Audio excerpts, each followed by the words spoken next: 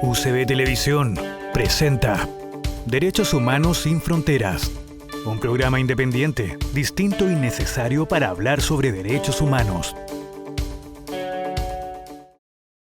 Hola a todos, ¿cómo están? Nosotros felices de estar comenzando la tercera edición del programa Derechos Humanos sin Fronteras. En esta nueva temporada se vienen grandes entrevistas y por supuesto también temáticas relevantes que tienen que ver con los derechos humanos, un tema tan transversal e importante de informar y por supuesto de estar al tanto. Antes de saludar a nuestra tremenda invitada y ya amiga de la casa, quiero dar las gracias a UCB Televisión, que permite la emisión semana a semana de este programa, y también a Universidad Católica de Valparaíso, que brinda su apoyo para que esta emisión sea posible. También no somos nada sin los partners, y uno de ellos es Diario el7.cl, quien también se ha encargado de difundir estas temáticas relevantes y que para nosotros es fundamental de poder informar. Y claro, como no mencionar a la página de dhsinfronteras.org, la página que están viendo en pantalla y que también se encuentra al día con toda la información, y no solo de los capítulos que emitimos semana a semana por UCB Televisión, sino que también de distintas actividades relacionadas a los derechos humanos y por supuesto de la fundación, que me imagino son de mucho interés para usted y que puede revisar en la página web. Y también de gran interés, como ya lo mencionaba desde el comienzo, son nuestros invitados, y quiero saludar a una amiga de la casa, como ya mencionaba, y que ya se encuentra en pantalla. Ella es Carolina Rojas Neculhual, escritora y académica con quien ya hemos conversado anteriormente, pero que el tiempo no ha dado abasto y acá estamos cumpliendo nuestra palabra. ¿Cómo estás, Carolina? Bien, y ustedes, muchas gracias por la invitación. Así que ahí vamos a Nosotros conversar un poquito más. Sí, nosotros contentas, emocionadas, no solo porque eres la primera entrevistada de esta temporada, sino que también porque estamos en marzo, el mes de la mujer, y qué mejor que poder partir con estas mujeres power que llevan entonces su rol en distintas aristas y siempre relacionado a los derechos humanos. En este caso, como ya comentaba, escritora y académica, que te has encargado no solamente de relevar lo que es la función de la mujer, sino que por sobre todo también a la mujer en los pueblos originarios, una faceta que no se tiende a abordar mucho y que nos interesa mucho poder conocer. Cuéntanos en grandes rasgos, Carolina, cómo es que tú decides interiorizarte en este tipo de temáticas y qué te da ese puntapié inicial y luego la experiencia de estar ya inmersa en estas temáticas. Un gusto ahí ser la primera invitada también, justo a puertas como de otro 8M. Justamente lo que hablábamos, estaba en un conversatorio en la mañana, que se ha visto un poco los pueblos originarios, particularmente el pueblo mapuche, un poco más invisibilizado después del primer plebiscito, ¿no? Del proceso constituyente, como que se ha hablado muy poco. Entonces, teniendo eso como contexto, particularmente, bueno, primero desde una historia personal, mi segundo apellido evidentemente es mapuche, y la verdad es que desde lo periodístico siempre estuve cubriendo comunidades en resistencia. Y en ese sentido, digamos, más o menos hace como unos 15 años escribí un reportaje para la revista Anfibia, y ahí puedo estar muy conectada con estas comunidades, particularmente de Temucuicuy. Justamente ahí comienzo como este reporteo de las noticias que siempre se conocen, ¿no? Que además siempre tienen como, hay como una especie de interés esporádico. Pero yo lo que quería es sacar un poco otras historias que tuvieran que ver con las mujeres, ¿no es cierto? Con las lamien, en el sentido de sacarlas un poco de la victimización. Como que nunca se ven, nunca son vistas, más bien dicho, como mujeres que son capaces de liderar luchas, y en ese sentido también de exigir o asumir vocerías en el caso, por ejemplo, de la Machi Millar y Huichalaf, o a otras Lamien que ustedes también conocen, que son las hermanas Ñacul, que tienen una lucha bastante histórica por, en el fondo, la defensa de un bosque nativo, pero en general es una defensa por la vida, ¿no? Que tiene que ver justamente, ellas son súper protectoras de todos estos tejidos comunitarios, que tienen que ver una lucha que abraza la vida también, ¿no? Y eso es lo que yo sentía que se desconocía un poco, no así en otros lugares, ¿no es cierto? Que ya tenemos un poco como internalizado el discurso de las mujeres de Abya de lo que pasa con las defensoras medioambientales y los riesgos que corren en otros países, pero en Chile como que yo sentía que eso no se sabía, por ejemplo, ¿no? Habían algunas notas sobre la Machi Millaray y Huichalaf, etcétera, pero yo quería como adentrarme un poco más en sus vidas, en su cotidiano, e insisto en eso de sacarlas un poco como de la revictimización también, ¿no? Sino en su lugar de lideresa, porque esta palabra, justamente mi libro se llama Corazón de Huaychán, ¿no es cierto? Que los Huaychafe, ¿no? Son conocidos como los guerreros mapuche, y esa, en fondo, cualidad como que se asumía que era de los varones mapuche, ¿no? No de las mujeres. Y básicamente con esta investigación lo que pude darme cuenta es que las mujeres son muy importantes dentro de su comunidad en la lucha, pero también en el sostén de esa vida, digamos, ¿no? Sosteniendo esa vida y esos tejidos comunitarios, como dije al principio.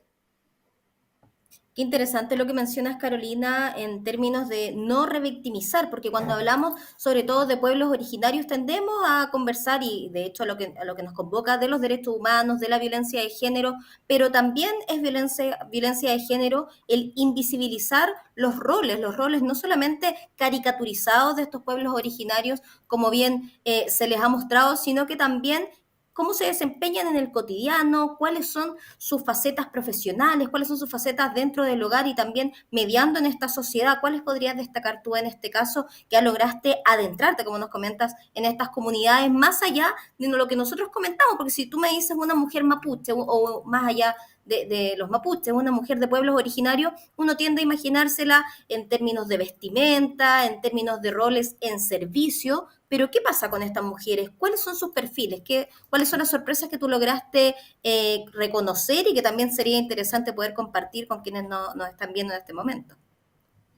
Evidentemente son feministas, ¿no? Desde la palabra que se encuentra en español, digamos, pero ellas, asimismo, muchas no se ven como feministas desde la mirada como occidental, digamos, ¿no? Pero desde ahí, evidentemente, sus luchas son todas de pie contra opresiones que son súper patriarcales, digamos, ¿no? Que tienen que ver con el extractivismo y esta lucha medioambiental, particularmente sobre los monocultivos, la hidroeléctrica, y últimamente, así como fue el caso de Emilia Bau, ¿no es cierto?, que tiene que ver con los proyectos inmobiliarios, que están, digamos, un poco más allá hacia el sur. Y en ese sentido,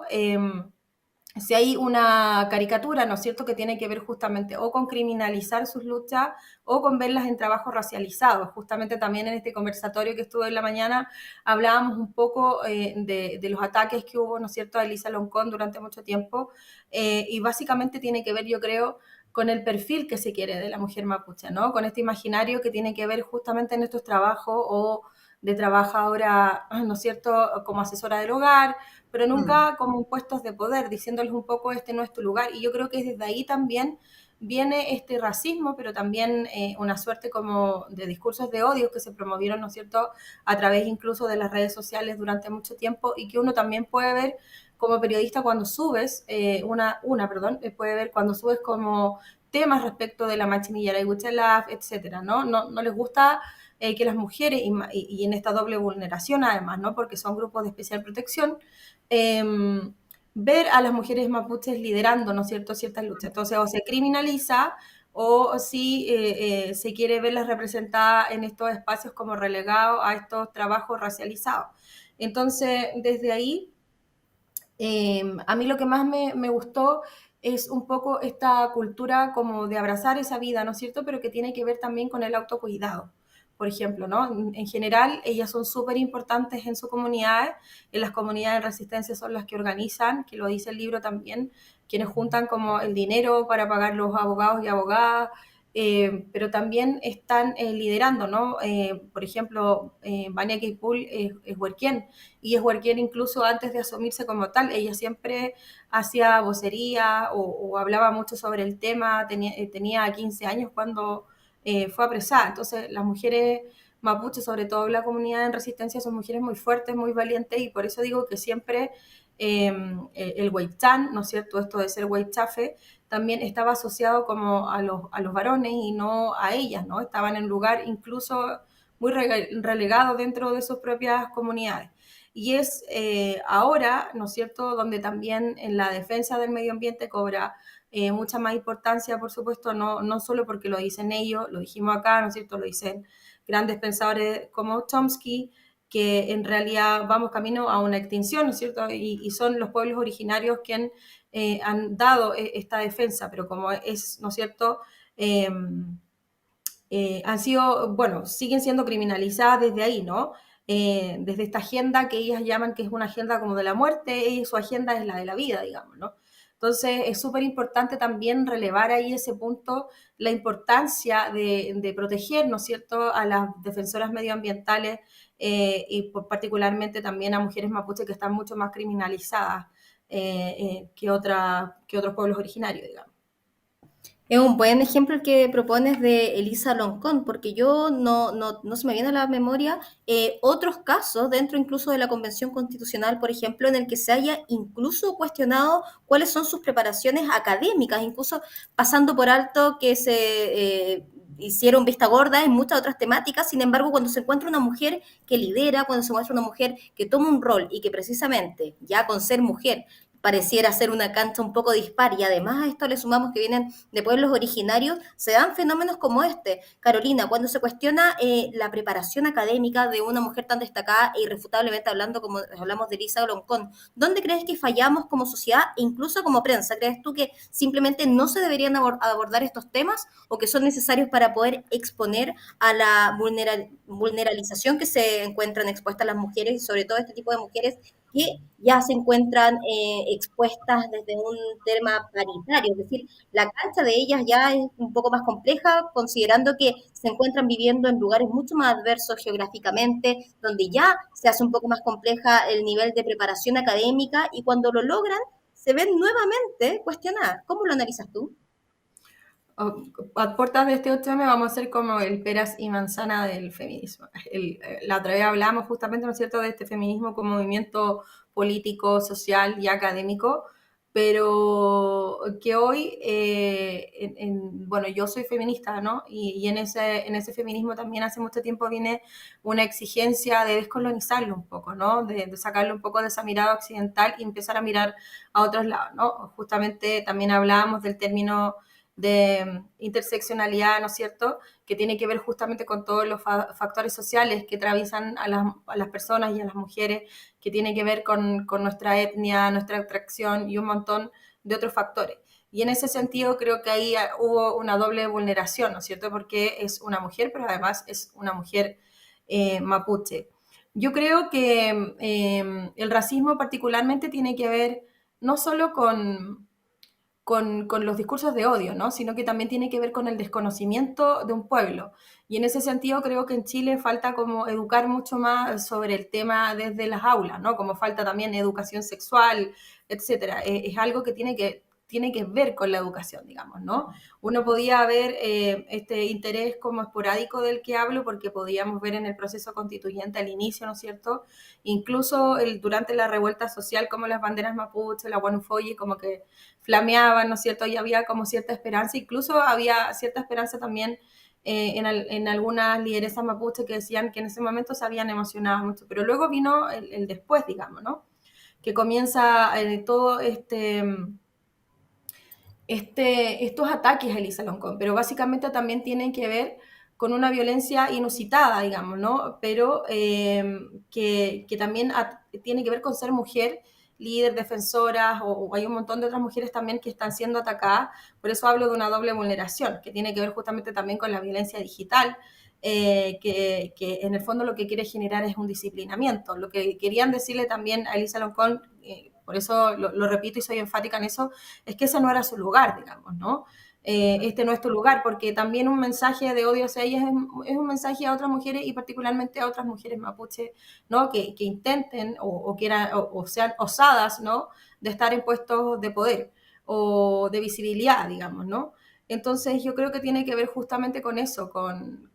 aquí es doble, ¿no? Es xenofobia, pero también hay mucha misoginia. Entonces se mezclan esas dos formas y por eso ella fue doblemente vulnerada, pero lo que particularmente me llamó mucha la atención era un poco la pasividad frente a los otros actores que miraban lo que estaba pasando, ¿no? En algún momento me tocó entrevistarla y ella me decía que se había sentido muy poco respaldada, incluso por otras mujeres. Entonces, desde ahí yo creo que también hay que ser enfática también con esto, y yo lo soy dentro de mi propia militancia, que tiene que ver justamente que el feminismo para mí tiene que ser antirracista, ¿no? Y no solo estamos hablando, podemos hablar de Palestina, podemos hablar de las mujeres migrantes hoy en Chile. Yo creo que es urgente comenzar, ¿no es cierto?, o posar nuestra mirada sobre este tipo de situaciones en particular, digamos. Si tú te das cuenta desde, ¿no es cierto?, desde el primer plebiscito hasta hoy, los pueblos originarios y particularmente el pueblo mapuche, como dije anteriormente, ha estado sumamente invisibilizado. O sea, hoy está militarizado, digamos, ¿no? Y no sé cuánto más se va a militarizar. Entonces, eso yo creo que es la gran preocupación también, ¿no? Que lo de Elisa Loncón, si bien respondiendo preguntas es una cosa, pero es algo también que se extrapola, ¿no es cierto?, a otras mujeres también que incluso tienen mucho menos vitrina que ella, por ejemplo, ¿no? Acá mismo de repente hemos hablado sobre las vulneraciones cotidianas que viven, ¿no? Pues, en eso de no revictimizar, pero también no quiere decir que no nombremos las violencias, ¿no es cierto?, que acuerpan. Invisibilizar por eso. Las mapuches son muchas. Claro. Carolina, me llamó la atención cuando tú mencionas que había esperanza. ¿Cómo están afrontando, cuál es el escenario en este momento de las mujeres mapuches y cómo es su relación también con el gobierno actual? Porque lo cierto es que sí se esperaba tal vez algún cierto tipo de reivindicación, sin embargo pareciera, y como espectadora también lo digo, no hemos visto tanto espacio como se esperaba, al menos de un gobierno que parecía simpatizar y que parecía también prometer una agenda superior a la que estábamos acostumbrados. Es difícil volver a replantear ciertos temas, digamos, básicamente porque hay una parte también del feminismo que evidentemente está cooptado por el gobierno y, y básicamente yo encontré que el interés, digamos, este interés comenzó a declinar y básicamente luego se transformó como en una especie como de ataque, ¿no? Casi que el plebiscito se había perdido justamente por esta llamada política como identitaria que denostaban tanto, digamos, ¿no? Y para mí me parecían acuerdos de derechos humanos mínimos, digamos, ¿no? El reconocer a un pueblo originario, o sea, básicamente en menor proporción lo que está pasando, ¿no es cierto?, en la Franja de Gaza, evidentemente acá lo cuerpan en niñas, niños y mujeres, digamos, ¿no? Nosotras sabemos, quienes investigamos sobre el tema y investigamos sobre comunidad en resistencia, sabemos que desde incluso antes, pero particularmente desde la muerte de Camilo Catrillanca como punto de inflexión, uno de los principales miedos, digamos, ¿no?, de las mujeres mapuche es la muerte de un hijo. O sea, hay un trauma, ¿no? Y eso se ha negado. Y si bien en algún momento se transforma parte de la crónica roja cuando muere, ¿no es cierto?, un joven mapuche, luego hay un olvido. Y eso, el ejemplo de eso es la militarización. Estamos hablando además de una agenda que está puesta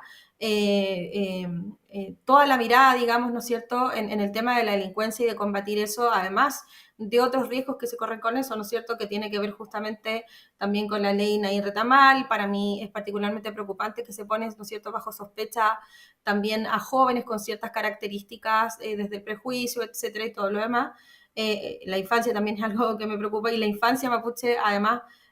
mucho más. Entonces yo creo que con un gobierno que tiene la mirada puesta, ¿no es cierto?, en un discurso antidelincuencia, básicamente hay mucho promesas, digamos, por qué no decirlo, que han quedado, y una de esas es justamente el tema mapuche, el mal llamado conflicto mapuche, ¿no es cierto?, porque es un conflicto que históricamente ha tenido el Estado con el pueblo mapuche y básicamente nadie ha podido resolverlo, digamos, entonces no sabemos cuánto tiempo más eso se puede extender. El ánimo, por así decirlo, lo que es bastante el de siempre, ¿no? En esta cosa como de sentir un poco, de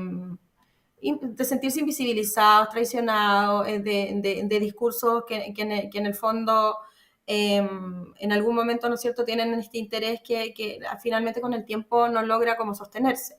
Entonces, desde ahí, lo importante también es el ejercicio periodístico, yo creo. Yo creo que la prensa independiente sigue siendo su trabajo en la medida que puede y por eso también hago el llamado a mis colegas eh, a seguir también, ¿no? Visibilizando un poco lo que está pasando en el sur, en el Gualmapu, digamos también, y particularmente en las comunidades en resistencia que pasa hoy, que está pasando con algunos casos que todavía están ahí, ¿no es cierto?, siendo investigados o todo lo que está pasando, digamos, con la militarización, porque particularmente hay un tema que a mí me apasiona, digamos, de estar ahí presente, es el tema de la infancia mapuche también, ¿no? Eh, y de las mujeres también, ¿no? Que están ahí, como dijimos hace un ratito, enfrentando o acuerpando ciertas situaciones, violencias cotidianas, opresiones que tienen que ver desde, ¿no es cierto?, vivir en una zona militarizada hasta desde que en el 2024 van a un CEFAM y no las atiendan, ¿cachai? Es como, eso sigue pasando y eso es lo que me llama la atención de que no se sepa o no preocupe, ¿no? Como ese racismo que está tan enquistado todavía en esos lugares. Y por eso para nosotros es tan importante poder contar con invitadas como en este caso lo eres tú, Carolina, donde puede también visibilizar y también dar el espacio que necesitamos como sociedad en general, no solamente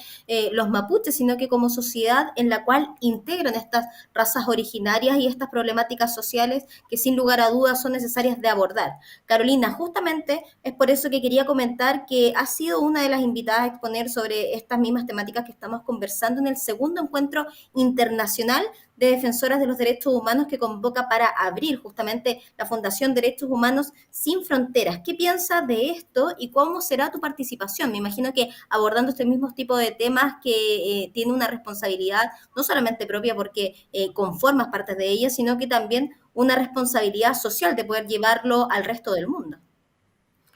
No, yo estoy muy contenta, la verdad. Me avisaron hace poquito, pero lo que está súper agendado. Nada, súper interesante también, ¿no? Esto de mujeres que defienden la vida, no solo de otras mujeres, sino la vida de todas las personas. Y creo que es importante relevar también la lucha en el contexto que estamos, ¿no? La lucha en favor de la protección del medio ambiente. Y yo creo que ahí vamos a poder ahondar un poquito más en la historia del libro, Corazón de Huaychán, no se olvide, está en todas las librerías, justamente que tiene que ver con esta agenda, ¿no es cierto?, de la vida. Sigo insistiendo que la lucha también de muchas de las lideresas tiene que ver con el monocultivo, ¿no es cierto?, con las hidroeléctricas, incluso como te decía hace un momento, con estos grandes proyectos como inmobiliarios y turísticos que hoy se imponen como una gran amenaza, ¿no? Entonces, ahí está el caso de Emilia Bau, que también está en el libro, y que hablan un poco de lo que está pasando hoy. Y en ese sentido, lo que quería destacar un poco es su rol como de vocera, de lideresa, y en ese sentido creo que ahí podemos también ahondar en las historias de mujeres que ustedes ya conocen, que son Grisel y Nora Ñancul, ¿no? Hace poquito estuve hablando con ellas, que son las defensoras de un bosque nativo, ¿no es cierto?, cerca del río Renaico, y una de sus historias es justamente la que más me conmueve porque ellas son defensoras ambientales reconocidas internacionalmente, pero acá son criminalizadas, ¿no? Incluso en algún momento las trataron de asociar como a la CAM, etcétera, y hubo una suerte de persecución anteriormente. El relato del hijo de Grisel fue muy conocido porque a los 15 años fue golpeado por la policía, luego por carabineros, primero por la PDI, después por carabineros. Hay una suerte de persecución. Y estamos hablando de niños y niñas que los más grandes deben tener 15 años y han enfrentado un cúmulo de violencia. Y eso está súper invisibilizado, ¿no? Cuando hablamos de que nos preocupa la niñez o un gobierno que prometió, ¿no es cierto?, poner mucho foco en la infancia, creo que aquí están y tienen que tener cabida todas las infancias, ¿no? Son Y lo que tantas sigue las pasando, temáticas, claro, son tantas las y lo que temáticas que sigue menciona pasando, y lo tremendo que tenemos entonces también como deuda para poder abordar. Carolina, que solamente me queda prometer una próxima entrevista nuevamente. Lo bueno es que tú sí, sabes que cumplimos nuestra palabra porque ya lo habíamos prometido así en la entrevista anterior, pero afortunadamente también podemos anunciar, y tú misma ya lo comentabas, que vas a ser parte de este segundo encuentro internacional de la Fundación Derechos Humanos Sin Fronteras que se va a realizar en abril y que por supuesto seguiremos informando y que ya invitamos por supuesto desde ya a todos que quieran participar y también tener más información. Y sí. también, Carolina, invitamos a que puedan leer para tener más detalles tu libro Corazón Sí, de Huichán que veíamos ahí, en ahí pantalla, bien ¿cierto? cortito aparece justamente antes de que se cortara, pero poquito, la historia de Grisel y Nora y la historia de su hijo también, que es muy importante relevar la infancia mapuche, por favor. Por supuesto, y también testimonios que hemos tenido en Derechos Humanos Sin Frontera y por supuesto que seguiremos abordando. Carolina Rojas Neculhuán, escritora y académica, y también quien estará presente en el segundo Encuentro Internacional de Derechos Humanos Sin Fronteras que realizaremos el próximo mes. Quiero darte las gracias por estar el día de hoy y también exponer nuevamente la invitación para una próxima entrevista, porque son muchas las temáticas de relevancia que acabas de mencionar y No nos también quedamos tantas otras cortos de que se tiempo. quedan en el tintero. Sí. Sí. Bueno, muchas gracias por estar junto a nosotros y nos vemos pronto. Gracias a usted. Y ya estamos de regreso en Derechos Humanos Sin Fronteras y prometíamos antes de la pausa comercial una gran invitada, y no solo eso, sino que también destacada mujer y amiga de la casa. Estamos hablando de la embajadora de Marruecos, Kenza El Ghali, que no solo tiene un rol representando su nación, sino que también ha cumplido y se ha destacado por un rol en el que ha relevado también el rol de la mujer, y no solo eso, sino que también ha llevado parte de nuestra cultura a nada más y nada menos que Marruecos y otras naciones. ¿Cómo está, embajadora? Muchísimas gracias y gracias por la invitación. Y como dices, estoy en casa, así que gracias por la invitación otra vez para estar en casa. Felices siempre de que pueda entonces ser partícipe de Derechos Humanos Sin Fronteras, no solamente por el rol de embajadora, ya lo mencionaba, sino que también, ojo, de académica, parlamentaria, dirigente sindical y nada más y nada menos que la primera mujer alcaldesa de Fez. Ustedes sabían que la ciudad de Fez, para sorpresa también mía cuando pude estudiar al respecto, fue la ciudad árabe donde se creó la primera universidad del mundo, es decir, que estamos hablando de una ciudad que siempre ha marcado precedentes, y cómo no entonces también en temas de género, al tener a una destacada embajadora como lo es usted, desde un rol femenino también aportando. ¿Cómo significa esta tremenda responsabilidad, embajadora? Y también me imagino que debe ser una tarea no tan sencilla de poder abordar, porque son muchísimas las temáticas que me imagino quisiera destacar. Bueno, muchísimas gracias, como digo, también otra vez por la invitación, pero ser sindicalista, catedrática, madre, vicealcaldesa de FES, vicepresidenta del Congreso y luego embajadora es una tarea que no ha sido fácil, pero como digo, es un recorrido. El camino se hace andando y pues toda esta carrera, este proceso ha tenido desafíos, ha tenido logros, ha tenido momentos difíciles y otros momentos también de éxito que puedo disfrutar con mis amigos, con los que me quieren, con mi entorno, con mi familia, hasta llegar a ser embajadora de Su Majestad el Rey en Santiago, en Chile. Y bueno, es que son desafíos distintos, pero uno cuando está laborando, cuando está haciendo la pega, como se dice en Chile, a veces no se da cuenta del gran desafío que le está afrontando, porque pero lo más importante, como siempre digo, hay que soñar y tener objetivos. Cuando uno tiene su sueño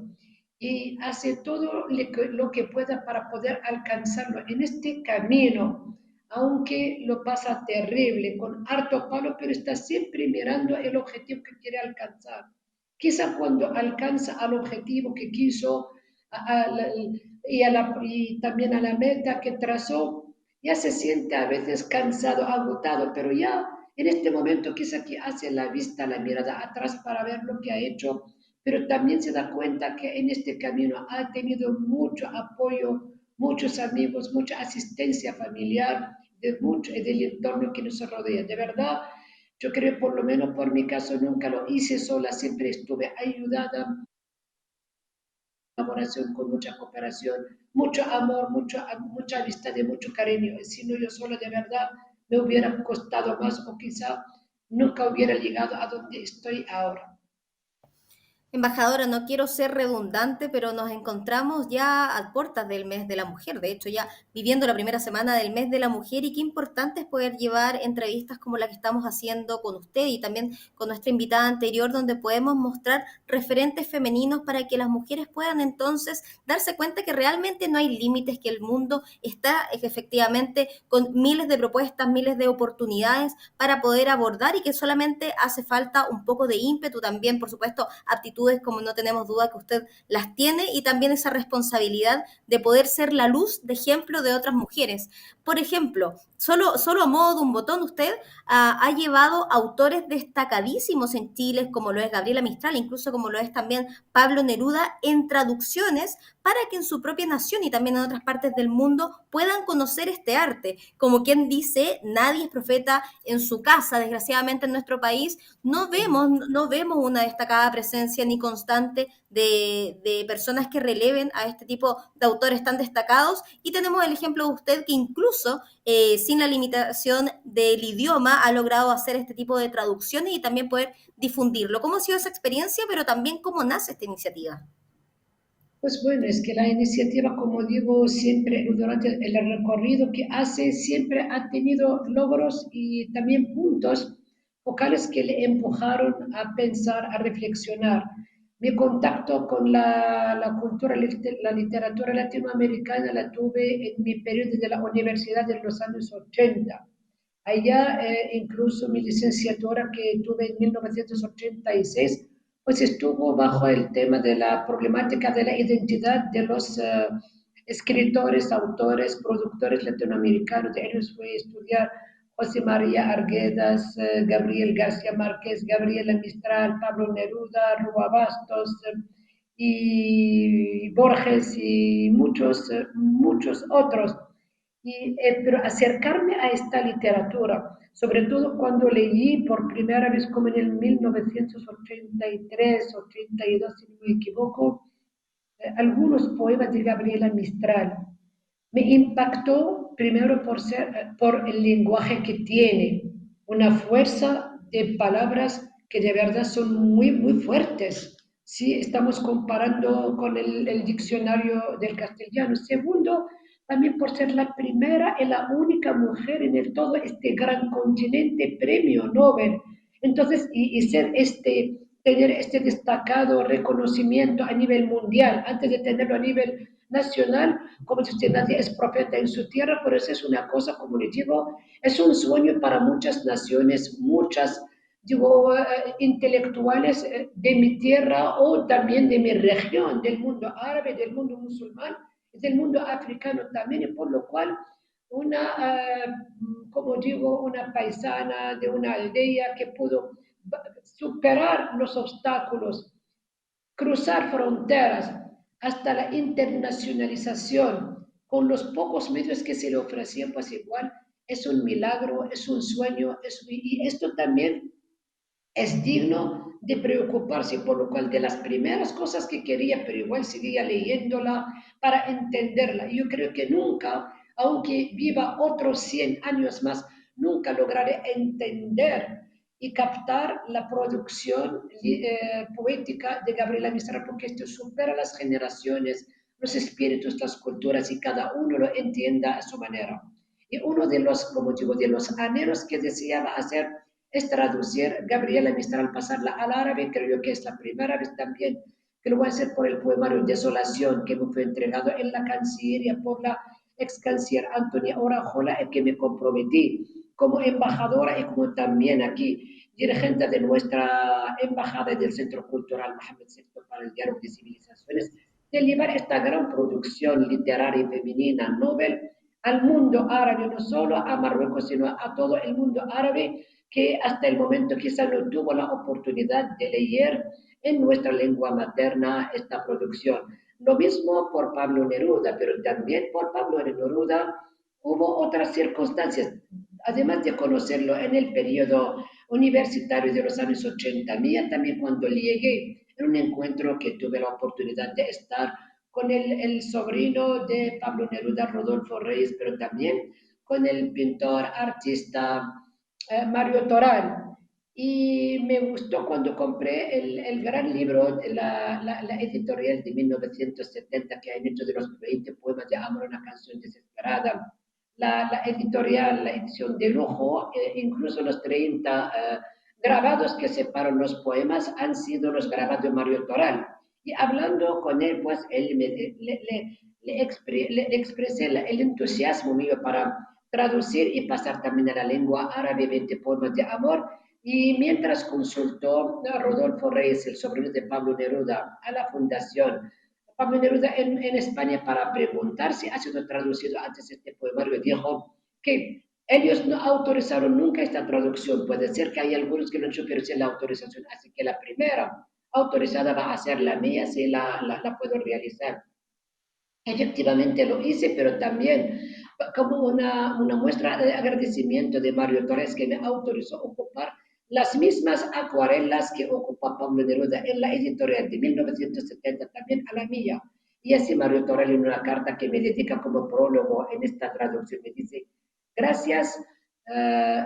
gracias Kenza, y también gracias al poeta Pablo. Yo sé que ustedes no se conocen, pero yo he tenido, hablando de él mismo, de que ha tenido el placer y el privilegio de conocer dos culturas distintas, la chilena y la marroquí, para poder tenerlo de nexo que está juntando estos dos mundos, dos continentes, dos culturas, dos civilizaciones y dos concepciones y conceptos de vida. Y por lo cual yo me siento íntegramente afortunado por poder contar con también este prólogo de Mario Toral, también de poder ocupar las acuarelas que ocupó Pablo Neruda él mismo en los años 70. Así que un orgullo tremendo y una también de una satisfacción que de verdad dejaré transmitir a mis nietos y a mis hijos y a mi pueblo También también. también una satisfacción para nosotros como chilenos poder contar con el apoyo de autoridades como la vuestra para poder difundir nuestra cultura, porque ya quisiéramos líderes, incluso nacionales, que tuvieran el ímpetu de poder destacar estos tremendos talentos chilenos que desgraciadamente han ido quedando en el olvido o que no se les ha dado la relevancia e importancia que usted en este momento incluso está dándole y difundiendo en países tan lejanos como lo es Marruecos y también incluso al otro lado del mundo, pero no solamente ha logrado ese nivel de precedente, sino que también ha logrado acuerdos que han sido transversales desde el mundo político a favor de su país, teniendo cordiales relaciones con sectores tanto de centro, de izquierda, de derecha, que en el Parlamento han votado resoluciones a favor de Marruecos y su propuesta de autonomía regional para el Sahara. ¿Podría explicarme un poco al respecto y también cómo se da esta transversalización desde el punto de vista del Parlamento en estas temáticas? Es que mira, Marruecos, como digo, Marruecos que es un país que nunca fue colonizado, sino fue bajo el protectorado francés y español en 1912 y pudo lograr su independencia también negociada en 1956. Sin embargo, cuando Marruecos se recuperó su independencia, lo hizo paulatinamente, es que no se hizo la independencia total de todo el territorio, sobre todo para el territorio del Sahara marroquí, que tuvo que tener momentos para recuperarlo hasta tener en 1975 la Gran Marcha Verde que fue maestrada por el difunto rey Hassan II. Y Marruecos, para lamentablemente un conflicto creado por los vecinos y bueno, y también por alguna potencia en aquel momento desde el protectorado se quedó este problema para Marruecos, como digo, de fronteras, un problema territorial, pero que gracias a Dios y también a la visión de su majestad el rey Hassan II, también Mohammed VI, nuestro actual rey, estamos ya buscando la salida y siempre Marruecos por la sensatez que ha tenido a lo largo de ser un reino de 12 siglos de historia y como país más, siempre hemos optado por la negociación, por la paz, para poder alcanzar acuerdos políticos, diplomáticos sensuados. Y Marruecos en el 2007 presentó ante el Consejo de Seguridad una propuesta que para tener cierta autonomía las regiones del Sáhara marroquí bajo soberanía marroquí, pero con unas competencias como esta que pasando a varios tipos y modelos de regionalización en el mundo. La cuestión de que lo ocurrido en el Congreso es que cuando llegué de embajadora en el 2016, también yo llegué del corazón político, porque yo no soy embajadora de carrera, soy, como le dije, académica,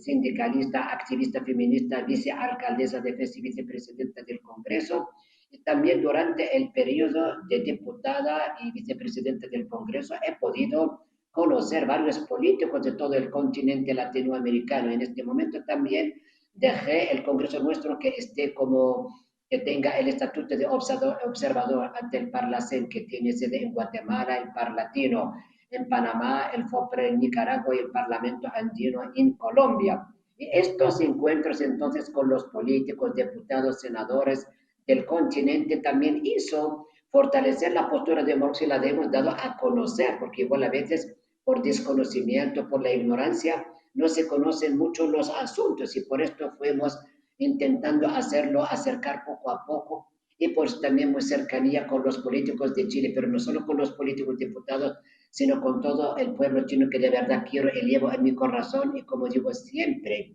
en, en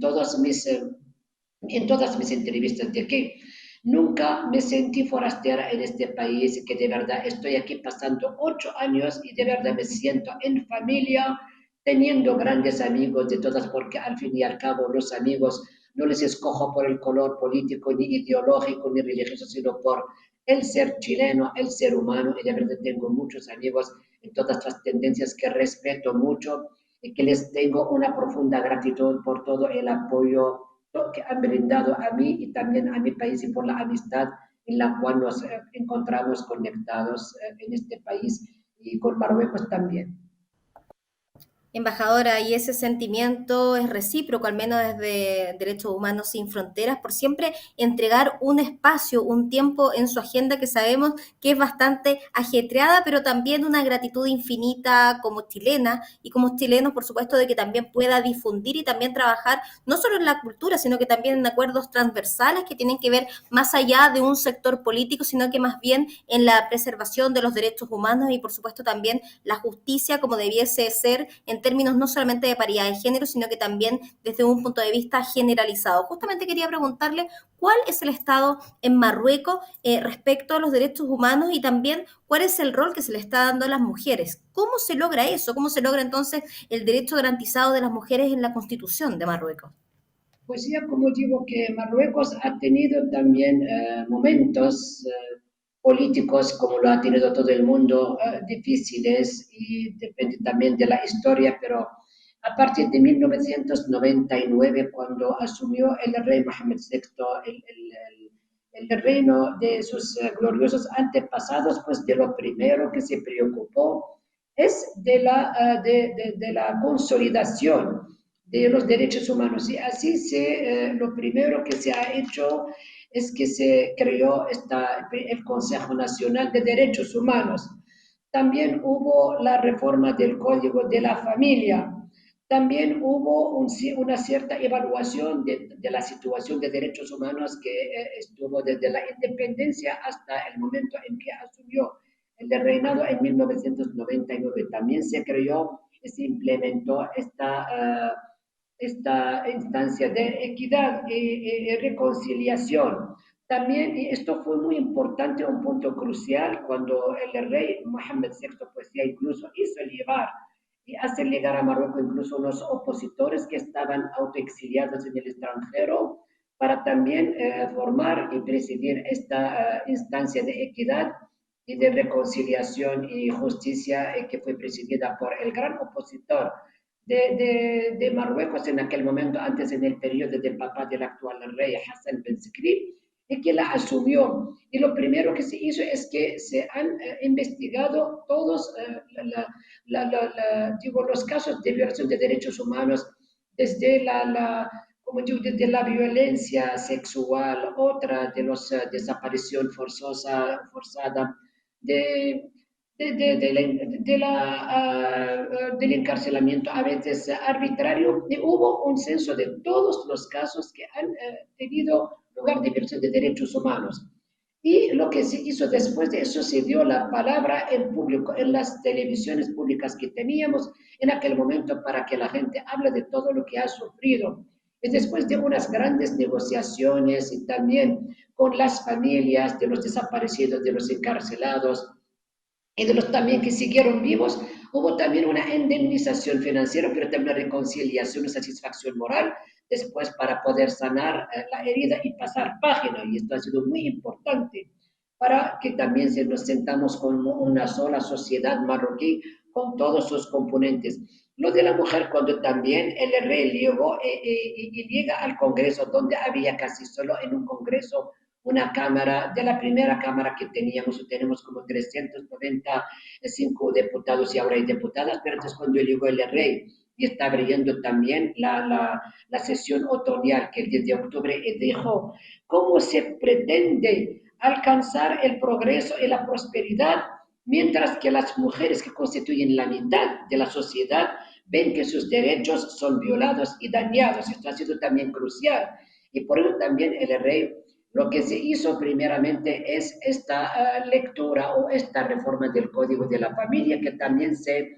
instauró la ley de cuotas para que haya más presencia de las mujeres en el marco político. Y también para romper no solo este techo de cristal, sino diría yo de cemento, incluso ha sido de hierro, y por lo cual con esta política del rey, con esta visión del rey Mohammed VI, que de verdad las mujeres, nosotras todas agradecidas, hemos podido acceder, incluso hubo una reforma electoral, una reforma también de los partidos políticos,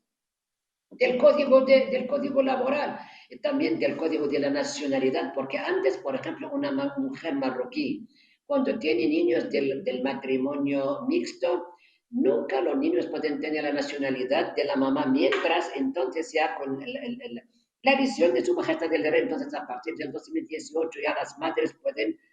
otorgar la nacionalidad a sus hijos. Y también una cosa muy importante, sobre todo en el campo religioso, porque también se hizo con esta visión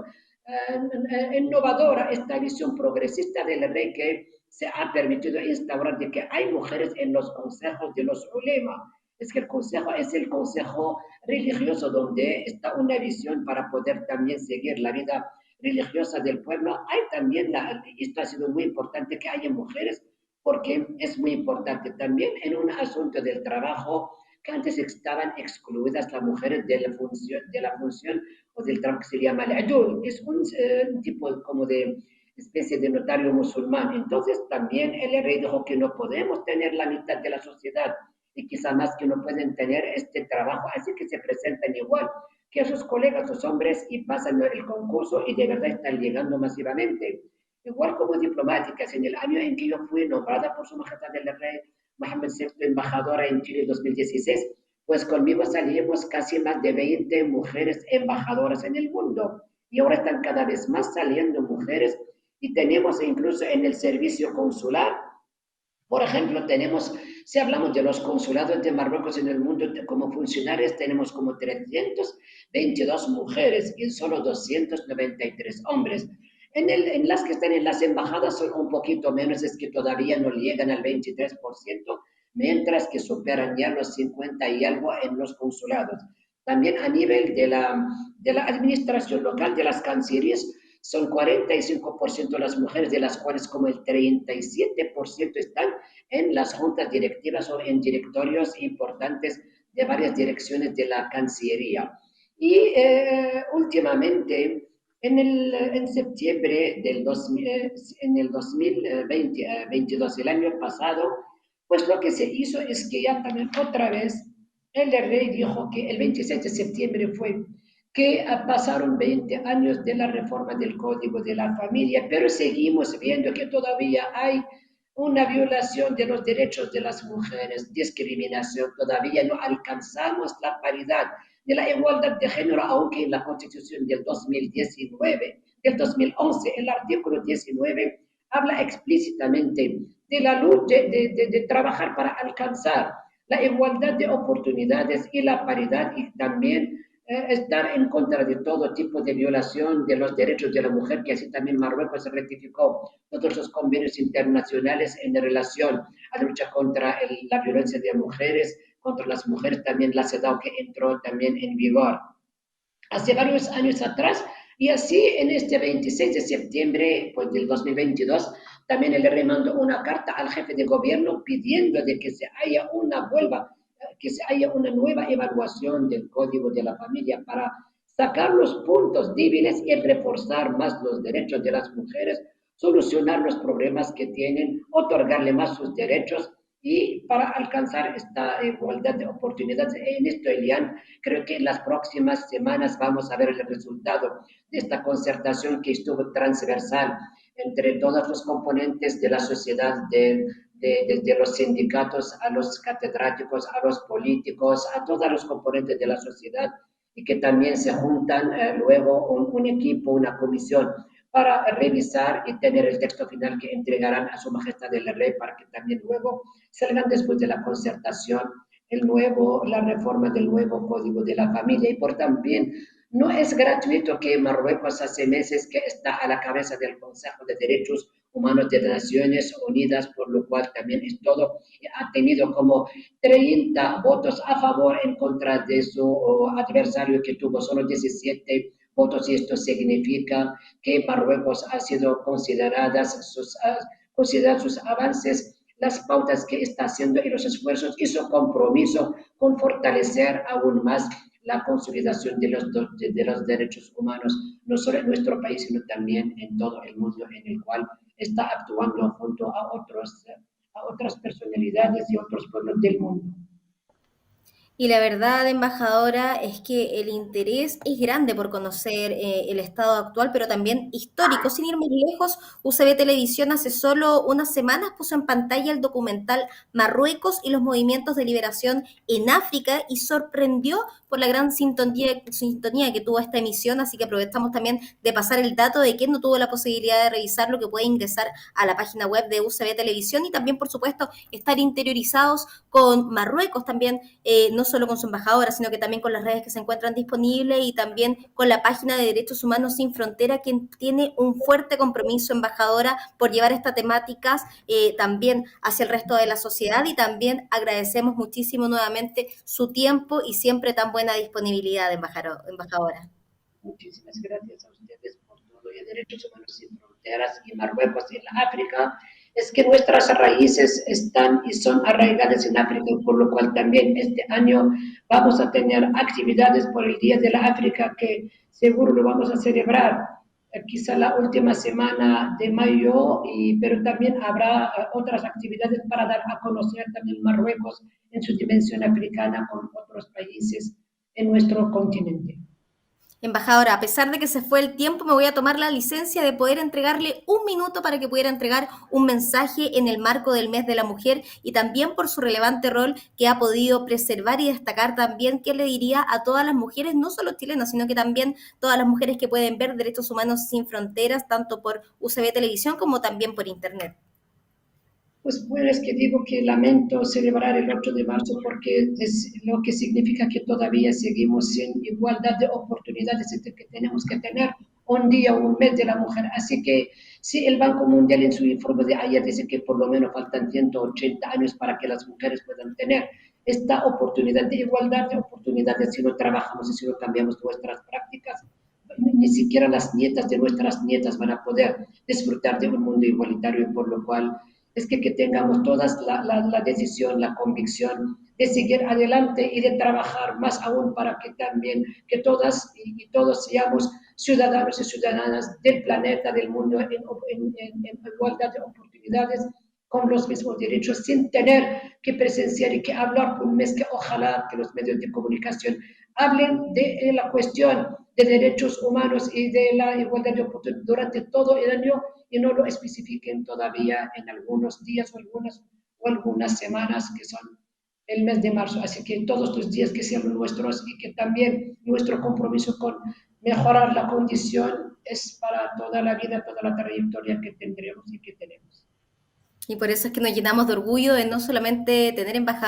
tener invitadas tan relevantes como la embajadora en este mes, sino que también como lo ha sido a lo largo de las otras temporadas. Y queremos agradecerle, embajadora, por ser la primera entrevistada en el primer capítulo de esta nueva temporada de Derechos Humanos Sin Fronteras. Seguiremos atentos a todas las noticias que tienen que ver con su gestión, pero también la dejamos invitada para que pueda interiorizarse en dhsinfronteras.org, la página oficial de la Fundación Derechos Humanos Sin Fronteras, que se encuentra en pantalla. Y también queremos agradecer, embajadora, su tiempo, su presencia, y también a UCB Televisión, quien hace posible la emisión de este programa, así como también a la Universidad Católica de Valparaíso, que si no fuera por su apoyo, por supuesto, no podríamos llegar semana a semana con él. Muchas gracias, embajadora, y también muchas gracias a todos quienes nos acompañaron en este primer capítulo de Derechos Humanos Sin Fronteras. UCB Televisión presentó Derechos Humanos Sin Fronteras, un programa independiente, distinto y necesario para hablar sobre derechos humanos.